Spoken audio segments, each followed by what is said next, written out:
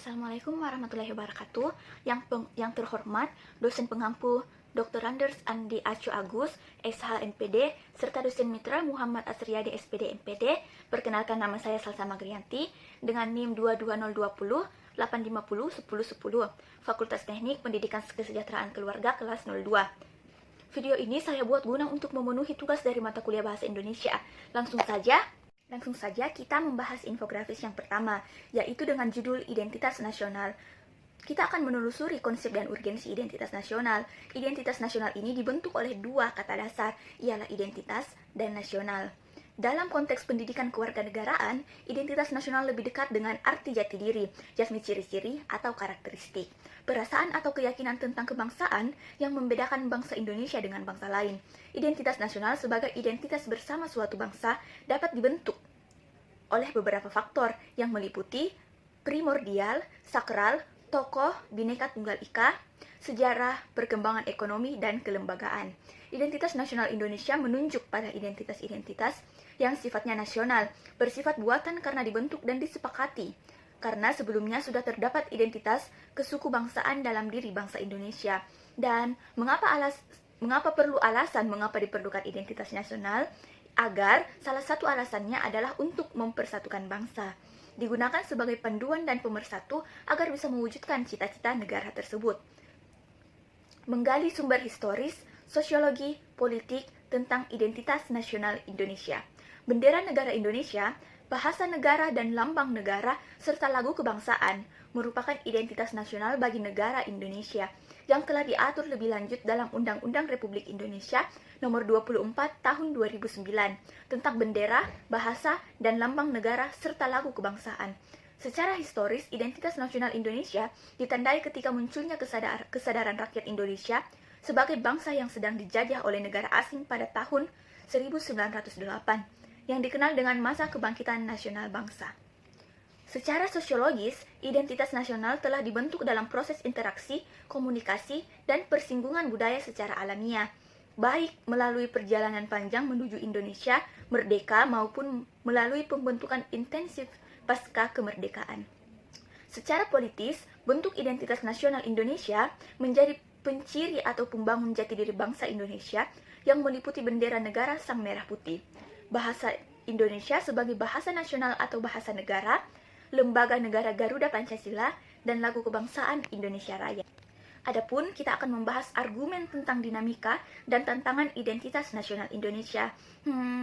Apakah tantangan yang dihadapi oleh Indonesia saat ini? Tantangan yang kita hadapi yang pertama yaitu lunturnya nilai-nilai luhur dalam praktik kehidupan berbangsa dan bernegara, seperti contohnya rendahnya semangat gotong royong, kepatuhan hukum, kepatuhan membayar pajak, dan lainnya. Yang kedua itu nilai-nilai Pancasila belum menjadi acuan sikap dan perilaku sehari-hari, seperti perilaku jalan pintas, tindakan secara instan, menyontek, plagiat, tidak disiplin, dan lain-lain. Adapun rasa nasionalisme dan patriotisme yang luntur dan memudarnya, lebih menghargai dan mencintai bangsa asing, lebih mengagungkan prestasi negara lain, dan lain-lain sebagainya. Adapun lebih bangga menggunakan bendera asing dan daripada bendera negara Indonesia, yaitu merah putih, serta lebih bangga menggunakan bahasa asing daripada menggunakan bahasa Indonesia. Yang terakhir adalah menyukai simbol asing daripada lembaga atau bangsa sendiri. Nah, dari sini kita akan mendeskripsikan esensi dan urgensi identitas nasional Indonesia. Mengapa identitas nasional itu penting bagi sebuah bangsa? Ya karena agar bangsa Indonesia dikenal oleh bangsa lain. Apabila kita sudah dikenal oleh bangsa lain, maka kita dapat melanjutkan perjuangan untuk mampu eksis sebagai bangsa sesuai dengan fitrahnya. Bukan hanya itu, identitas nasional sangat penting bagi bangsa Indonesia karena bangsa Indonesia dapat dibedakan dan sekaligus dikenal oleh bangsa lain. Identitas nasional bagi sebuah negara sangat penting bagi kelangsungan hidup negara tersebut karena dapat mempersatu negara serta bangsa. Dan yang ketiga ialah identitas nasional penting bagi kewibawaan negara dan bangsa Indonesia sebagai ciri khas negara. Selanjutnya, infografis yang akan kita bahas yaitu integrasi nasional, menelusuri konsep dan urgensi integrasi nasional. Nah, dalam menelusuri konsep dan urgensi integrasi nasional ini, ada 4 hal yang perlu diperhatikan, yaitu yang pertama adalah makna integrasi nasional. Integrasi nasional adalah kesadaran identitas bersama di antara warga negara. Ini berarti bahwa meskipun kita memiliki kasta yang berbeda, agama dan daerah, atau berbicara bahasa yang berbeda, kita mengakui kenyamanan bahwa kita semua adalah satu. Jenis integrasi ini sangat penting dalam membangun suatu bangsa yang kuat dan makmur. Yang kedua adalah jenis integrasi. Integrasi politik dibagi menjadi 5 jenis, yakni integrasi wilayah, integrasi elit massa, integrasi nilai, serta integrasi tingkah laku. Dan yang ketiga adalah pentingnya integrasi nasional. Menurut Myron Weiner dalam Surbakti pada 2010, dalam negara merdeka, faktor pemerintah yang berkebangsaan merupakan hal penting bagi pembentukan negara bangsa. Hal ini disebabkan tujuan negara hanya akan dapat tercapai apabila terdapat suatu pemerintah yang mampu menggerakkan dan mengerahkan seluruh potensi masyarakat agar mau bersatu dan bekerja bersama.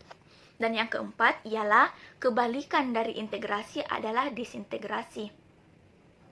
Jika integrasi berarti penyatuan, keterpaduan antar elemen atau unsur yang ada di dalamnya, disintegrasi dapat diartikan ketidakpedulian, keterpecahan di antara unsur-unsur yang ada. Jika integrasi terjadi konsensus, maka disintegrasi dapat menimbulkan konflik atau persetujuan dan pertentangan. Mengapa alasan diperlukan integrasi nasional? Karena dalam integrasi nasional dapat mempersatukan perbedaan yang ada di Indonesia sehingga tidak akan ada konflik atau perpecahan yang terjadi karena perbedaan semata. Selanjutnya kita akan menggali sumber historis, sosiologi, politik tentang integrasi nasional. Menurut Surojo pada tahun 2002, ternyata sejarah menjelaskan bangsa kita sudah mengalami pembangunan integrasi sebelum bernegara Indonesia yang merdeka. Menurutnya, ada 3 model integrasi dalam sejarah perkembangan integrasi di Indonesia. Yakni yang pertama ada model integrasi Imperium Majapahit, yang kedua ada model integrasi kolonial, dan yang terakhir ada model integrasi nasional Indonesia. Pengembangan integrasi dapat dilakukan melalui 5 strategi atau pendekatan, yaitu yang pertama adanya ancaman dari luar, yang kedua gaya politik kepemimpinan, yang ketiga kekuatan lembaga-lembaga politik, yang keempat ideologi nasional, dan yang kelima ada kesempatan pembangunan ekonomi. Selanjutnya, membangun argumen tentang dinamika dan tantangan integrasi nasional. Yang pertama itu membangun argumen tentang dinamika tantangan integrasi nasional. Sejak kita bernegara pada tahun 1945, upaya pembangunan integrasi secara terus-menerus dilakukan. Terdapat banyak perkembangan atau dinamika dari integrasi yang terjadi di Indonesia. Dinamika integrasi sejalan dengan tantangan zaman waktu itu. Dinamika itu bisa kita contoh peristiwa integrasi berdasarkan 5 jenis integrasi sebagai berikut, yaitu integrasi bangsa, integrasi wilayah, integrasi bangsa. Pada tanggal 15 Agustus tahun 2005, pemerintah Indonesia berhasil secara damai mengajak Gerakan Aceh Merdeka atau GAM untuk kembali bergabung dan setia memegang teguh kedaulatan bersama Negara Kesatuan Republik Indonesia. Proses ini telah berhasil menyelesaikan kasus disintegrasi yang terjadi di Aceh sejak tahun 1975 sampai 2005. Integrasi wilayah. Pada tanggal 13 Desember pada tahun 1957, pemerintah Indonesia mengumumkan kedaulatan wilayah Indonesia, yakni lebar laut teritorial seluas 12 mil, diukur dari garis yang menghubungkan titik-titik ujung yang terluar pada pulau-pulau negara Indonesia. Dengan deklarasi ini, maka terjadi integrasi wilayah teritorial Indonesia. Wilayah Indonesia merupakan satu kesatuan wilayah dan laut tidak lagi merupakan pemisah pulau, tetapi menjadi penghubung pulau-pulau di Indonesia. Adapun integrasi nilai, integrasi elit massa, serta integrasi tingkah laku. Yang kedua, ada tantangan dalam membangun integrasi. Dalam upaya mewujudkan integrasi nasional Indonesia, negara yang dihadapi datang dari dimensi horizontal dan vertikal. Dalam dimensi horizontal, tantangan yang ada berkenaan dengan pembelahan horizontal yang berakar pada perbedaan suku, agama, ras, geografi. Sedangkan dalam dimensi vertikal, tantangan yang ada berupa celah perbedaan antara elit massa, di mana latar belakang pendidikan perkotaan menyebabkan kaum elit berbeda dari massa yang cenderung berpandangan tradisional. Masalah yang berkenan dalam dimensi vertikal lebih sering muncul ke permukaan setelah berbaur dengan dimensi horizontal, sehingga hal ini memberikan kesan bahwa kasus Indonesia dimensi horizontal lebih menonjol daripada dimensi vertikalnya. Nah, yang terakhir kita akan mendeskripsikan esensi dan urgensi integrasi nasional. Masyarakat yang terintegrasi dengan baik merupakan harapan bagi setiap negara, sebab integrasi masyarakat merupakan kondisi yang sangat diperlukan bagi negara untuk membangun kejayaan nasional demi mencapai tujuan yang diharapkan. Integrasi masyarakat yang sepenuhnya memang suatu yang tidak mungkin terwujud, karena setiap masyarakat di samping membawa potensi integrasi, juga menyimpan potensi konflik dan pertentangan. Sebaliknya, perbedaan-perbedaan yang ada dalam masyarakat seperti perbedaan suku, perbedaan agama, perbedaan budaya, dan perbedaan kepentingan menyimpan potensi konflik, terlebih apabila perbedaan-perbedaan itu dapat dikelola dan disikapi dengan cara dan sikap yang tepat. Namun, apapun kondisinya, integrasi masyarakat merupakan suatu yang sangat dibutuhkan dan membangun kejayaan bangsa dan negara, sehingga perlu senantiasa diupayakan. Kegagalan dalam mewujudkan integrasi masyarakat berarti kegagalan dalam membangun kejayaan nasional, bahkan dapat mengancam kelangsungan hidup bangsa dan negara yang bersangkutan. Kita masuk pada infografis yang terakhir, yaitu Konstitusi Negara Indonesia. Dalam konsep dan urgensi konstitusi dalam kehidupan berbangsa negara, dalam arti sempit, konstitusi merupakan suatu dokumen atau seperangkat dokumen yang berisi aturan-aturan dasar untuk menyelenggara negara. Sedangkan dalam arti luas, konstitusi merupakan peraturan, baik tertulis maupun tidak tertulis, yang menentukan bagaimana lembaga negara dibentuk dan dijalankan. Perlunya konstitusi dalam kehidupan berbangsa negara Indonesia. Konstitusi diperlukan untuk membatasi kekuasaan pemerintah atau penguasa negara, membagi kekuasaan negara, dan memberi jaminan HAM bagi warga negara. Menggali sumber historis, sosiologis, dan politik tentang konstitusi dalam kehidupan berbangsa negara Indonesia. Nah, konstitusi ini dapat berupa hukum dasar tertulis, yang lazim disebut dengan Undang-Undang Dasar, dan dapat pula tidak tertulis. Tidak semua negara memiliki konstitusi tertulis atau undang-undang dasar. Kerajaan Inggris misalnya, sebagai negara konstitusional, tetapi tidak memiliki suatu naskah undang-undang dasar. Atas dasar kenyataan demikian, maka konstitusi lebih tepat diartikan sebagai seperangkat peraturan tertulis dan tidak tertulis yang bertujuan membangun kewajiban-kewajiban, kekuasaan-kekuasaan, dan fungsi-fungsi dari berbagai institusi pemerintah, meregulasi hubungan antar mereka, dan mendefinisikan hubungan antar negara dan warga negara atau individu. Berdasarkan uraian di atas, maka kita mempunyai dua macam pengertian tentang konstitusi itu, yaitu konstitusi dalam arti sempit dan konstitusi dalam arti luas. Yang dalam arti sempit, konstitusi merupakan suatu dokumen atau seperangkat dokumen yang berisi aturan-aturan dasar untuk penyelenggara negara, dan dalam arti terluas, konstitusi merupakan peraturan, baik tertulis maupun tidak tertulis, yang menentukan bagaimana lembaga negara dibentuk dan dijalankan. Membangun argumen tentang dinamika dan tantangan konstitusi dalam kehidupan berbangsa negara Indonesia. Pada pertengahan tahun 1997, negara kita dilanda krisis ekonomi dan moneter yang sangat hebat. Krisis ekonomi dan moneter yang melanda Indonesia ketika itu merupakan suatu tantangan yang sangat berat. Akibat dari krisis tersebut adalah harga-harga yang melambung tinggi, sedangkan daya beli masyarakat terus menurun. Krisis yang terjadi meluas pada aspek politik. Masyarakat mulai tidak lagi mempercayai pemerintah, maka timbullah krisis kepercayaan pada pemerintah. Gelombang unjuk rasa secara besar-besaran terjadi di Jakarta dan daerah. Pemerintah sudah tidak lagi mampu mengendalikan keadaan. Maka pada 21 Mei pada tahun 1998, Presiden Soeharto menyatakan berhenti dari jabatannya. Berhentinya Presiden Soeharto menjadi awal era reformasi di tanah air. Pada awal era reformasi, adanya tuntutan perubahan Undang-Undang Negara Republik Indonesia pada tahun 1945 didasarkan pada pandangan bahwa Undang-Undang Negara 1945 belum cukup memuat landasan bagi kehidupan yang demokratif, pemberdayaan rakyat, dan penghormatan tentang HAM.